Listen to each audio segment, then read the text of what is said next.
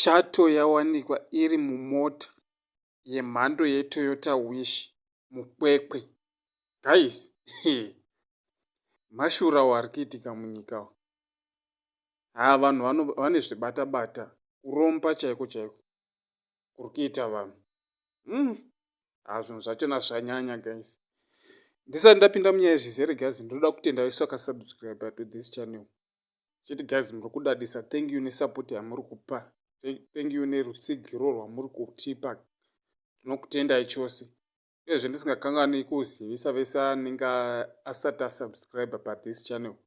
Chiti guys, hapana chekumirira, subscribe, click notification bell kuitira patino uploada latest video. Hamudarikirwi guys. Nyaya iri panapa inyaya yeshato yaonekwa mumota yeumwe munhu. Zinyoka rino ndonga muri kuriona apa papicture apa. Zimutumba renyoka. Zviri kunzi muridzi wemota iyi akatiza mushure mekunge aona kuti nyoka yake yawanikwa iri mumota make. Akatiza achisiya zvakadaro. Guys, aya ndo anonzi zvinotyisa zviya. Ndo zvatiri kuona izvi. Ndo zviri kuitika munyika.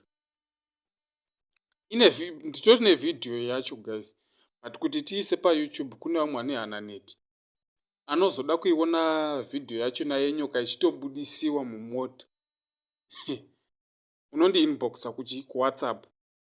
Ndichaisa nhamba dzandichapina pa comment section. Ngoti ndikudawo vidhio yenyoka yawanikwa mumota. Then ndokukandirai vidhio. Ende tine WhatsApp group ratinaro. Anenge achida kuzojoina unongotaura kuti handipinzewo mugroup. Matinoisa mamwe mavidhio atisingakwanisi kuisa pa YouTube. Saka guys, ndo nyaya ndangoya nayo kuti mungonzwawo mashurawo ari kuitika anotyisa kudai. Thank you guys nesupport yamuri kupa pa this channel. Like